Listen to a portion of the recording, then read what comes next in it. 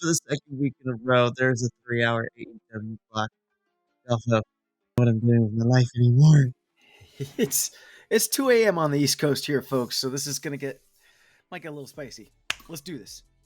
This is the after hours show. We The finally after-hour made show. it to this point. Yep. And I wouldn't have it any other way because I get to do it with, don't tell the rest of the boys, but one of my favorite co-hosts. The Brown boys are together, and we're about to make it super smexy up in here. Woo! All right.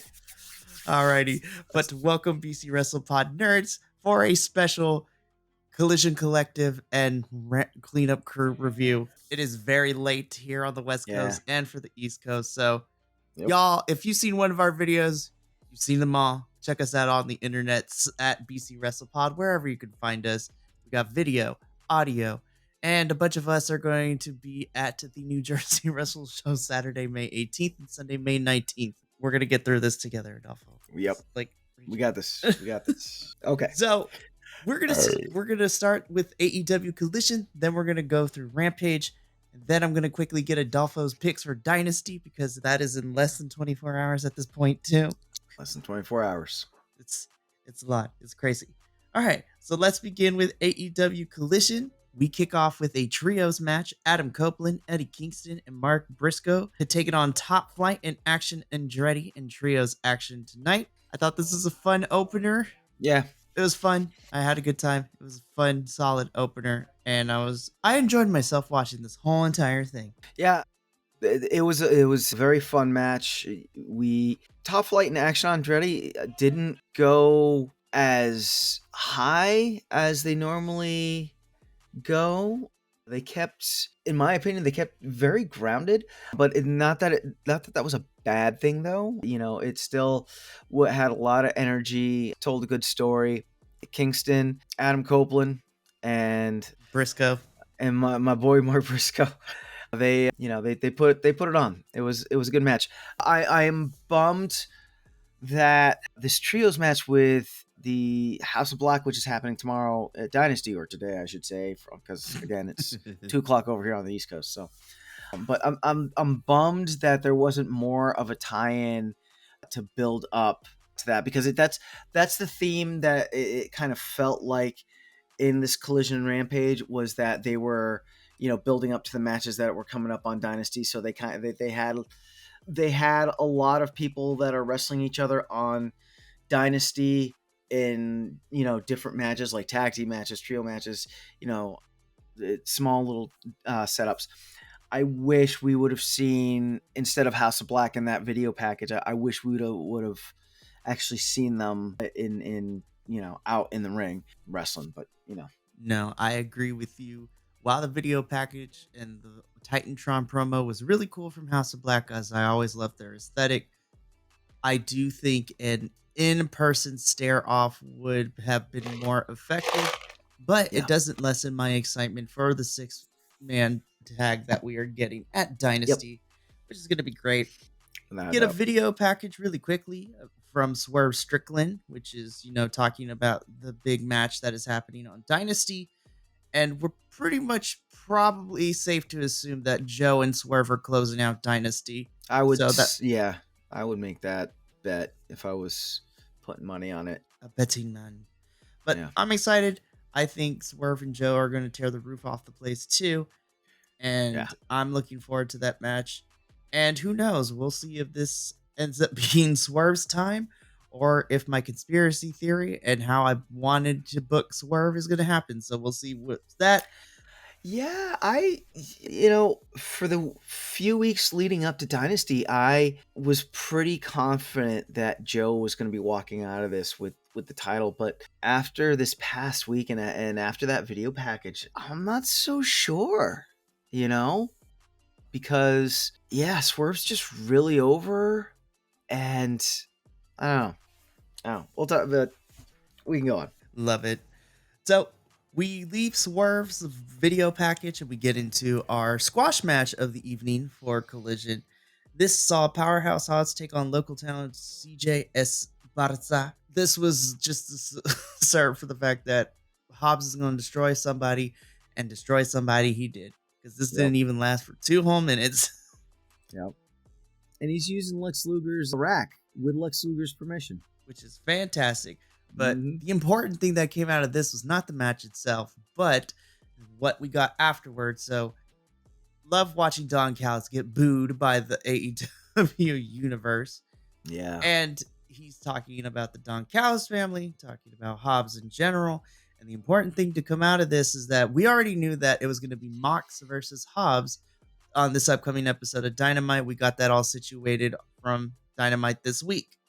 However, because of Don Callis and favors that he is owed, Hobbs versus Mox on Dynamite this upcoming week is now going to be for the IWGP World Heavyweight Championship. Interesting little twist. I was like, did we clear this with New Japan? Okay, cool. Let's see where this goes. That a very interesting twist. I'm gonna be tuning into Dynamite to see that. I want to see how that goes. That it should be very, very interesting. So we go from here. We get another video package. This time it's about Will Osprey and talking about his upcoming match with Bryan Danielson at Dynasty, which is also another match I'm looking forward to, and that's going to tear the roof off the house, I hope. Yep. But the whole story and narrative we built, and Will still thinks that he's the best wrestler in the world. And on Sunday at Dynasty, he's going to prove that by beating Danielson, which I'm super excited about. This match I think is going to be fantastic. Mm-hmm. I'm going to quickly get through this part. We get a recap of what happened on Dynamite with Taz, Jericho, and Hook. And then Adolfo's just like, yeah. Then we get a video package from Chris Jericho. He apologizes for the way he acted on Dynamite, but he needs to make sure that Hook gets taught some lessons. And, the learning tree is not only going to teach him life lessons, but wrestling lessons as well. And Hook's going to learn by Jericho taking the title. Is this a new nickname that Jericho has given himself, the Learning Tree? I don't know, but TNA used it first earlier in 2023, so Jericho's now on copyright infringement status. But when we get to the end of Rampage and I get your picks for Dynasty on camera too, I'm just gonna let you know, and I'm gonna reiterate this fact. Out of spite, I picked against Jericho, and I hope Hook retains, and that's just out of spite. Yeah, we'll talk about that. Speaking of being spiteful, we get a tag team match with the Acclaimed and the Guns, and Tony Khan was being spiteful against the Guns because Tony Schiavone relayed the message that if the Guns walked out of this match and didn't wrestle the Acclaimed tonight, there would be no title for title match on 0 Hour at Dynasty. Yeah, did the Guns threaten not to wrestle tonight or something like that? Because that Tony Schiavone thing, to me at least, came completely out of left field. I know that the Guns and, Bullet Club Gold in general have always had a history of playing the heelish types and be like, oh, we don't want to wrestle these folks, so we're just going to walk out of this. And I get, because the way that we got this match is the Acclaimed wanted to challenge the Guns before this title for title match. So I guess it was fine, but I feel like that there were some missing parts of having to have this, the Acclaimed and the Bullet Club Gold haven't wrestled where, we had a walkout before. So it was kind of weird to see this. I thought the match itself, I thought it was good, not great. Shenanigans, of course, always happens, especially when you get involved with Bullet Club Gold. And the Guns pick up the victory over the Acclaim. By the end of the match on 0 Hour tomorrow for title, I feel that I need Bullet Club Gold, the Bang Bang Gang, to win that match because they feel like they have more to lose if they don't win. Yeah, I feel like having the Acclaim pick up the win tonight kind of solidifies them losing tomorrow night to Club Gold. Yeah, so we'll see what happens with all of that. Backstage, we are having this promo with Bryan Danielson, talking about the upcoming Bunkhouse Brawl match that's about to go down between BCC and Don Callis' family. But the more interesting part is halfway through this, Will Osprey comes in and he tries to explain to Danielson that he has nothing to do with what's been going on with the Don Callis family, and he wanted to clear his name because he wants Danielson at 100% when they fight at Dynasty, and that you have to believe me. And Daniel says, sure, which means that he doesn't. And Will is actually very distraught for the fact that he thinks Danielson thinks he's lying. Yeah. Yeah. That Danielson thinks that Will Osprey has the Don Callis family coming out to soften him up. It's a very interesting angle. It's professional wrestling, so anything can happen. But I see tomorrow night at Dynasty Danielson winning despite of Don Callis shenanigans and Will Osprey walking out on the Don Callis family. Like, because since he's come back, it hasn't felt like he has really accepted or, has wanted to be part of the Don Callis family. It's felt like, especially, since he's come back, he's just like, he's gotten such a huge pop, and he's really over right now that I don't think he needs to be with the Don Callis family, No, and So we kind of discussed it over on Dynamite this week too. This is just a placeholder until Mark Davis is cleared, and then eventually Mark Davis, and Kyle Fletcher will form their version of the United Empire in AEW with the three of them. So I'm looking forward to the match between Danielson and Osprey come Dynasty. yeah. So it's going to be some exciting stuff. Then we get to my promo of the night and probably my promo of the whole entire week so far with Timeless Tony Storm. She's man. Go ahead. So it is late, so we're about to get a little spicy around, following the guidelines of where this is going to get uploaded. But can I just say, I love Tony Storm before. I was melting by the end of this promo. I'm like, why is this so good? And I'm like slightly turned on. Yeah, no doubt. Like even with the lipstick all like smeared on her face still and all that, her promo spots have, in my personal opinion, I might be on this island alone. If I am, I give zero shits. But I feel like her promo spots have just gotten better and better and better. And even though she added that sensuality, of, what was it? Thunder Rose, you said that you're going to take me to hell, but, I wrestle hell, with them every yeah, like I hell make is in love my to them bedroom, every and night. I make love to my demons every night, and you can just watch, like it just adding that whole sensuality angle to it. Just in my opinion, didn't even make it dirty, but just like made it like more raw and visceral, and just propel that spot even more to accentuate that very emotional spot that Thunder Rosa gave earlier this week. So, I mean, I'm excited to see these two go at it. Like if they don't beat the crap out of each other, and if they don't get 20 minutes, over 20 minutes, they don't get over 20 minutes, I'm going to be pissed. I might be throwing stuff. It depends, but I will definitely be pissed. No, I'm with my co-host here. If Tony and Thunder don't get the time that is needed after cutting some amazing promos leading into this match, I will riot. But this is by far the best promo of Tony's career so far. I'm like, this is going to make the highlight reel when we look back at her career, because this promo was fantastic. And then for me personally, this leads into my match of the evening, the Bunkhouse Brawl match. BCC being represented by Bryan Danielson and Claudio Castagnoli, taking on the Don Callis family being represented by Kyle Fletcher and Konosuke Takeshita. With a guest appearance by Powerhouse Hobbs and John Moxley. So let me just read you my notes, because there was a lot that happened in this match. There was a lot. Especially in the finish. Let me read you my notes that I wrote for this. So, well, go ahead. You got your notes. Go. So, literally, I wrote in my notes as fast as I can because I had to scribble because everything happened within like 5 seconds of each other.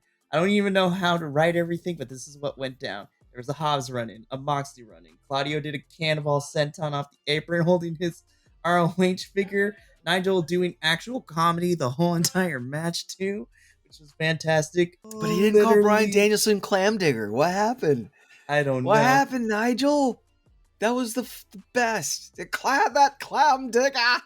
Yeah, literally, Nigel was just dogging Danielson the whole time.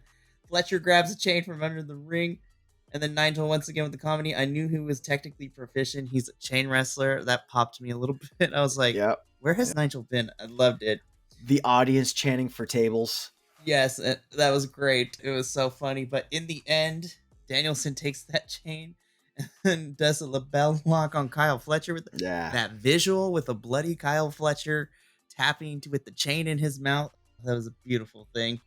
This match ruled. I loved it so much. This was great. So starting off from the top, you had Danielson and Claudio Castagnoli coming in first, and then you had Fletcher and Takeshita jumping them, and the match starts, right? The first thing I chuckled heartily at was when Claudio and Takeshita pair up, and they're outside of the ring. They're like where the audience is, right?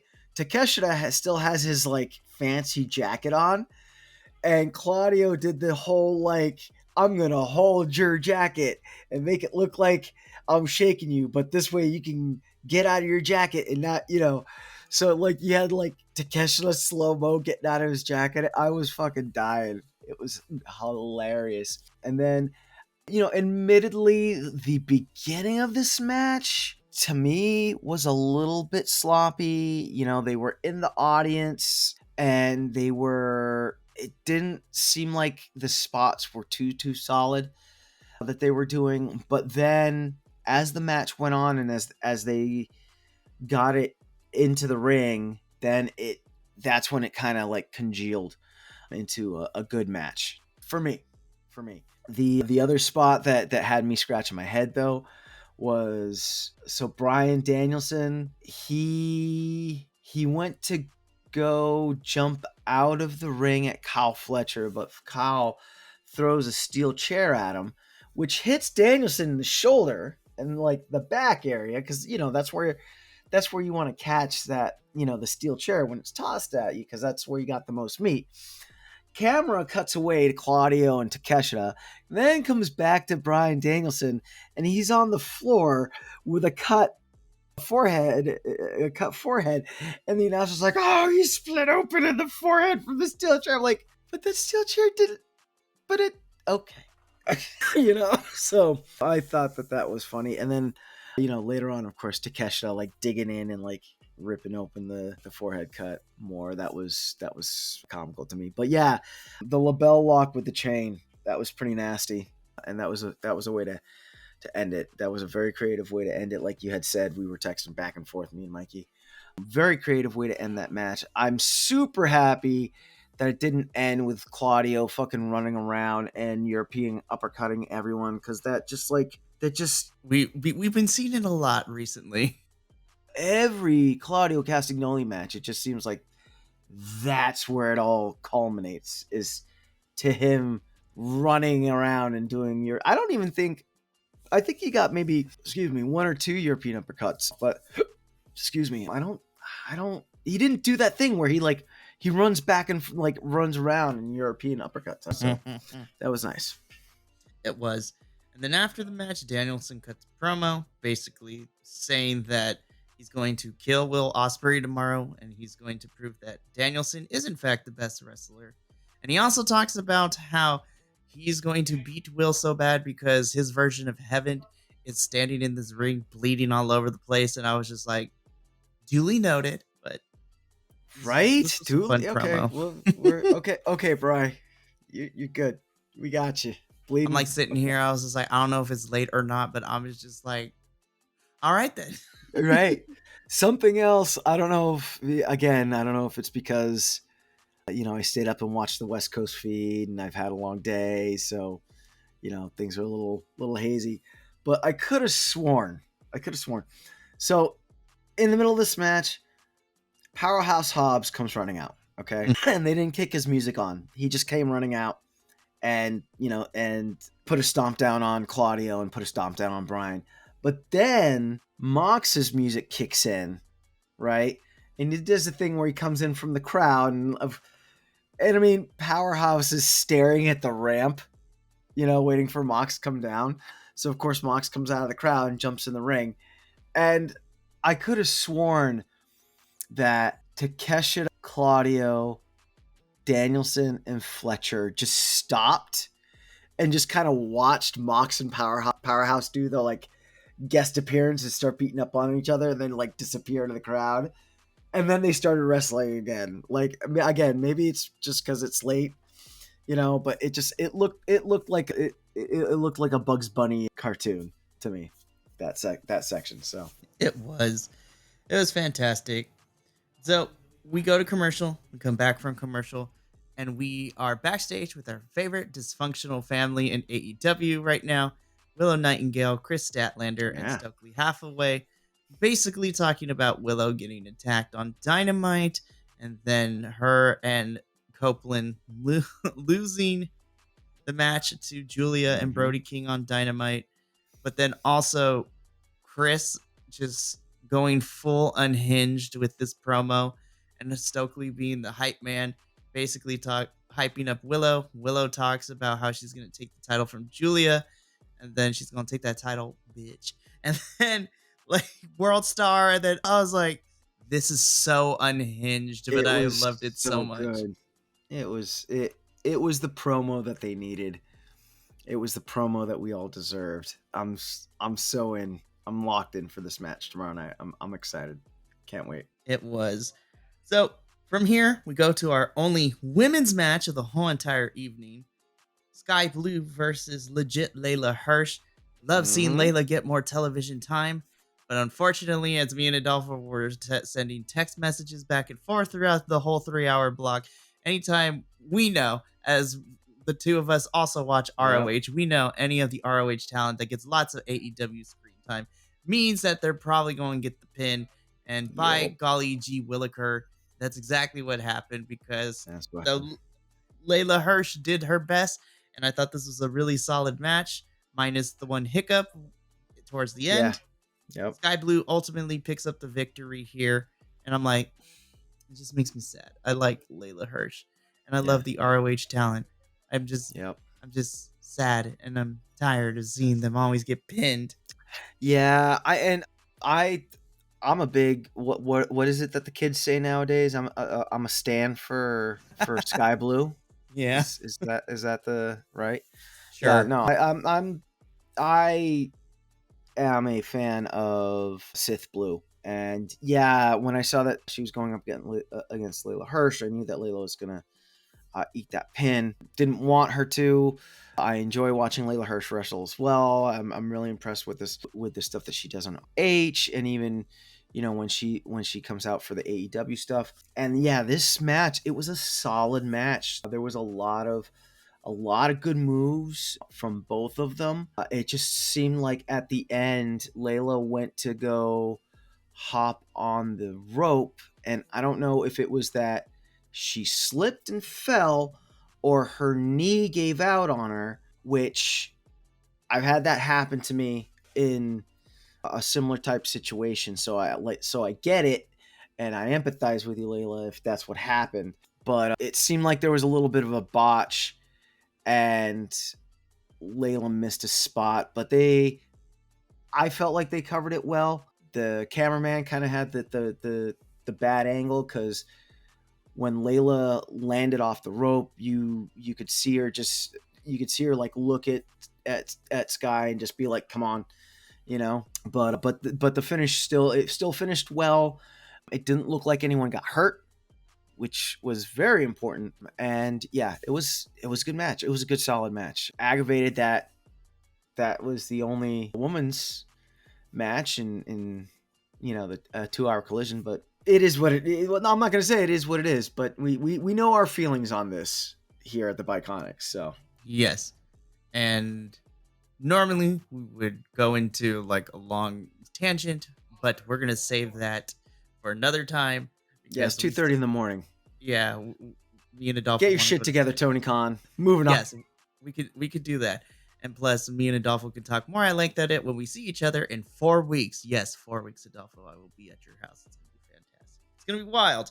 Speaking of things being wild, we get to our main event of Collision. And this is a trios match. We have the EVPs themselves, Matthew and Nicholas Jackson, teaming up with their buddy Kazuchika Okada, taking on the team of the Bastard Pac and FTR Bald and FTR Aggravated Assault, also known as Gun Charge and Almost Burt Reynolds. Cash and Dax. Look, it is late. You know, some people spicy little one. Listen, there's a reason why we're called the Bi-Conics here. When it is late, instead of me getting mad and hangry or just being super silly, I get extremely, but but honestly, on paper, I was just like, okay, well, I already know who's going to win. But two things. Number one, I was very surprised who picked up the victory here. I was like, yeah. It's like, well, I mean, that'll do it for me. And then number two, I'm like, I actually really like this match a lot more than I thought I was going to. Yeah. It looked like Okada, the Rainmaker, help line, yeah. Rainmaker. Okay, line, okay, mine. Nope. It really, to me at least, it looked like Okada got hung out by the Young Bucks, and kind of, yeah, like they left him out to be the heavy, the beating post, because it seemed like Okada was in there for a long time. It seemed like he got a lot of punishment from FTR and from Pac, and it was, which Young Buck was it that ate the pin in this one? Matthew. It was Matthew ate the pin when Pac did his fucking amazing loop off the top rope and pinned Matthew. So it was good. It was a good match, though. It was a good match, and unfortunately, I think that means that the Young Bucks are walking away with the tag team belts tomorrow night, or tonight, I should say. Dynasty for sure, and I think the same can also be said. I think Okada's retaining the Continental Championship as well, since their team lost this match. Yeah, because FTR and Pac just looked too good in this match. They looked too keyed in. All their spots, their tags were just boom, boom, boom, boom. They really looked like they had the EVPs and Okada just like off kilter the whole match. So it is. So Pac and FTR end up winning this match. However, the EVPs and Okada attack them afterwards, and then Daniel Garcia comes down for the save, and then because why the hell not?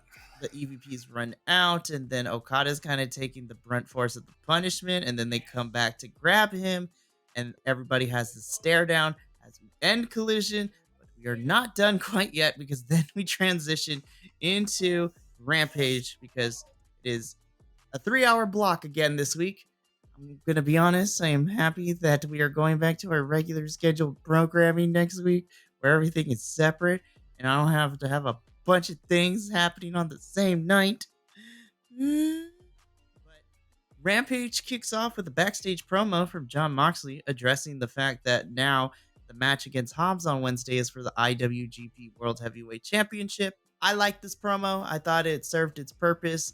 Mox saying that he's going to hurt Hobbs, but also knows how powerful Hobbs is. But it doesn't matter, because Mox isn't going to be letting go of this title, and Hobbs is in a world of hurt come this Wednesday.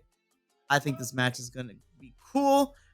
Don't necessarily think that we needed to, given the fact that we literally just saw this match being made 30 minutes ago, but I'm still excited for this. Yeah, it was a surprisingly solid spot for Jon Moxley. At least the more recent, again, I'm probably alone on this island, but the most recent Jon Moxley spots have been kind of weak, in my opinion. So this spot I felt was strong. I really liked how he told Powerhouse Hobbs if he gets a shot, take it, and acknowledge the fact that Powerhouse Hobbs is a monster, but he wants that monster to come at him. He doesn't want anything less. So it was good. I liked it. It was a good spot. It was. Then this leads into the first match for Rampage. So given the fact that Rampage took place on a certain unofficial holiday, pass the duchy to the left-hand side is what we're going 420. Yeah, It's 420, blaze 420. it. Let's just Not dance around it. call a spade a spade. Let's not dance around it. It was 420. So they Smoke had it and Rob. toke it, kids. Yep. Not just kidding. Don't do drugs. Do it safely. So they had And a have lots of 420. snacks around. Lots of snacks. That's right. Take it from your They had BC WrestlePod elders. That's right. They had a But 424 flying 424-way elimination match just because. At first I was like, oh, is there going to be stakes? No, it was just a match to have a match. But this basically was an elimination style fatal 4-way with no real stakes. So this match saw RVD versus Commander versus Isaiah Cassidy versus Big Shotty Lee Johnson. I have to say, on paper, I was like, I'm not sure how I'm excited I'm going to be for this match. And by the end of it, I was like, well, darn, I actually really liked this match. I thought this was a fun match. It was a really, really fun match. So I got everything that I wanted. All the wrestling was pretty decent. I was happy to see Commander make it to the final 2 with RVD, which was a fun finishing sequence. I got the Isaiah Cassidy scream, so best match 10 out of 10 because of the scream. Yeah, and Brother Zay, I thoroughly enjoy a good oversell. You know, good. I am not gonna hide my feelings about that. Brother Zay tonight, he was like, I don't think he was overselling to be an asshole, but he was overselling, and it was just beautiful. And I don't know if he picked up what the microphones picked up. You know, he like when he would make remarks when stuff would hit him. Like I think Commander did some move, and he was like, "Oh my god!" You know, it was hilarious. So good on you, Brother Zay. Keep up the good work. That was very entertaining. Very entertaining. It was. Yeah, this match, as the kids say, had no rights to be as good as it was. But it was entertaining, and it gave us what we wanted, and Rob Van Dam won the day for the 420. Yes, 420 blaze it. Love it. Fantastic. They knew what they were doing. It was a lot of fun to watch this. Then we get into the second match of the evening. This was Yuka Sakazaki taking on Emi Sakura. I was upset because the majority of this match went to picture-in-picture. And by the time it came, the match was like, oh, it's over. I was like, what? Yeah. I was disappointed. I'm like, how dare you? It was weird.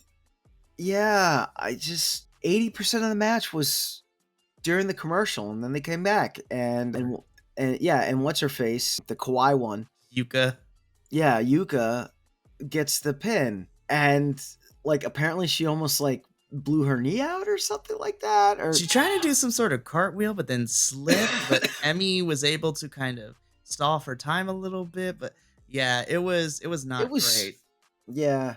And I was sad because I actually was looking forward to this match because I know how good Yuka is, but we know Emi's super fantastic. I love seeing her back on AEW television. But yeah, I was very underwhelmed by it, and because the biggest factor of the fact that the majority of this match was in picture-in-picture.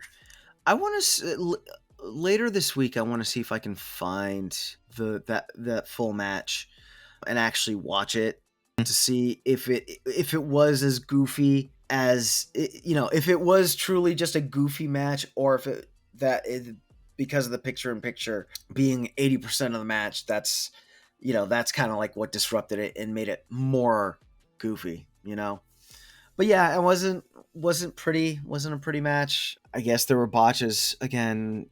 So much of the match happened in picture-in-picture was hard to figure out what happened. So yeah, which is very unfortunate. So then, without no hesitation, we immediately cut into our in-ring segment after that match, where we have Cool Hand Angelo Parker talking about, all recapping basically everything that has happened the last couple of weeks between him and Zach Knight. Unfortunately, he lost his match to Zach Knight, and he's hinting that maybe he should retire from in-ring competition because he has nothing to fight for. Which then cue Ruby Soho to come out and basically play the girlfriend, and is like, "No, you do have something to fight for. I didn't know how to tell you this, but I'm gonna say it anyways. I'm pregnant," and to fill in all the wrestling audience, Ruby and Angela are a real life couple, so this is not a storyline. They are actually together. They are, this is not just something that, oh, they got thrown together to work together and now we're doing this weird pregnancy story. But no, they are a real life couple. I wanted to dispel that. And then Angela was very surprised. And then, Ruby's like, with everything going on. And then just like Angela interrupted her by planting a kiss. They make out. It Super was so good. exciting.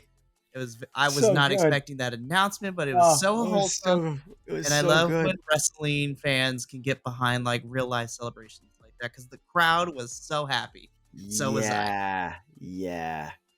There was one dude when Ruby said I'm pregnant, like over her right shoulder, there was one dude in the front row that just like lost his, he was like, yeah, man. Congratulations, you two from the Bi-Conics. We hope everything goes well. Take whatever time off of wrestling you need.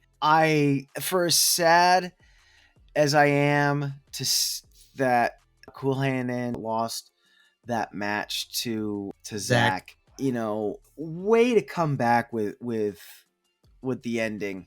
AEW, like, it was good. It was good. It was the ending that I wanted or that I needed in this whole story, and I'm good. I'm good. I honestly hope that Cool Hand and, well, of course, Ruby Soho definitely needs to take the time off, but that Cool Hand Edge takes the time off with her, and I hope that they take the time off that they need so they can, start the family the way they want to, and don't hurry back to try to, this story's still going to be here. We're still going to be here. We'll be waiting for you. So just, do your thing, Congratulations to both of them. I'm super excited. And I love seeing wrestling couples expand their families. And I look forward to the journey that they're about to undertake. It's going to be fantastic. So we then get into the main event of the evening. This is a trios match, which sees the Undisputed Kingdom, which is Matt Taven and Mike Bennett, and Roddy Strong, taking on the team of Kyle O'Reilly, Rocky Asuka Romero, and Daddy Magic, Matt Menard. And just a little peek behind the curtains, I sent the card to Adolfo yesterday evening. And this was me the entire match, not just from in-ring action, but all the bodies. I was just like melting in my chair. I'm like, oh my gosh. Yeah, it was like good. Rocky Romero, call me. I'm just kidding. Right. This match was so good. Yeah, this match was really good. They should just keep Undisputed Kingdom, and he's calling himself the Messiah now. Roddy. Okay, Seth Rollins, calm down. Fucking A, man. They should keep him as a trio, because, like, as a trio, we had this discussion. As a trio, all their characters work. When he's off by himself, it doesn't work. But this was a good match. Again, the baby faces, they came in looking good. They had the Undisputed Kingdom off kilter for pretty much the whole match. You got some good. The Undisputed Kingdom did get some good shots in there, but for the most part, like, all their shenanigans were kept to a minimum, and the baby faces, Kyle O'Reilly, Asuka, and Cool Hand. I'm sorry, Daddy Magic. They looked really good. They looked really good. They looked like a proper trios team, dare I say, this match. So, and they picked up the win. I believe it was Cool Hand Edge that got the pin. No, it was Kyle O'Reilly. He made Mike Bennett tap. Yeah. Yeah. So yeah, it was good. I feel that that's going to harbinge, the Undisputed Kingdom sweeping Dynasty in a few hours here. But for tonight, it was good. It was good. I liked it. It was. This was a fun main event. The baby faces won. I'm a little more excited for Kyle and Broderick's match at Dynasty now. If this is the level of what we're getting, because I enjoyed the one-on-one face-off they had during this match for a brief period of time. I'm excited for this match. And with that, with the baby faces standing tall, this brings us to the end of the second week in a row of a 3-hour AEW block. So Dolfo, my Puerto Rican brother, what do you give this 3 hour block? Would you like me to go first? Yeah, go do it. I'm just gonna make it short and sweet. If I'm combining Collision, if I'm combining Rampage together as a 3 hour block, overall, as two go home shows combined into one before Dynasty, I'm gonna give this a solid 7 out of 10. I Mm, thought Collision and Rampage together this week was very enjoyable. I enjoyed a lot of the wrestling. We kind of finalized some stuff for Dynasty, building into those matches with promos and then team certain people in matches that are happening at Dynasty Wrestling tonight. And also, I have to give extra bonus points for the Ruby Soho pregnancy announcement because it is very rare we get to celebrate beautiful life moments in professional wrestling because of how weird storylines can be. But it's really nice to see actual happy things happen to the wrestlers that we've been following for quite some time now. So I give this a solid 7 out of 10. And you know what? This was a fun 3 hour block. yep, 7 out of 10. It was fun. It Heck was fun. yes. It kept me awake. It kept me awake until 2 a.m. in the morning, so that we Yeah. could do this. So granted. Yeah. Me and Adolfo are gonna get up on out of here. Adolfo was nice enough to stay up super late to watch the West Coast feed because for those of you who are going to tune into it later, I just got done watching the TNA pay-per-view tonight, and then I immediately went into this 3 hour block. So I need to also get some sleep because I got a review to do tomorrow with Andrew and Will with our TNA pay-per-view. And then I'm watching Dynasty, and the review of that will be this upcoming Monday. So me and Adolfo are going to be busy. 4 hour Dynasty. Ooh, I got to tell you some things while we wait for the stuff to upload after we're done with this. But me and Adolfo are gonna head up on out of here. So thank you for tuning into another special 3 hour block. Next week, all the AEW programming is going back to its regular scheduled normal. times. So we get a little bit of a break before then. But from myself, Adolfo, and the rest of the BC Wrestle Pod boys, remember, take care of yourself, love one another, stay Bi-Conic, and more importantly, you always deserve to finish your story. We'll catch you for AEW Dynasty review in a couple of days. But until then, ta-ta for now. Billy Stark Sartro. Thank you so much for tuning in to another Vibe Tribe production. What's gonna happen next time? Well, you're gonna have to tune in to find out. But until then, remember, take care of yourself, love one another, and as always, make sure that you keep the good times rolling. Thank you for being here, and we'll see you next time.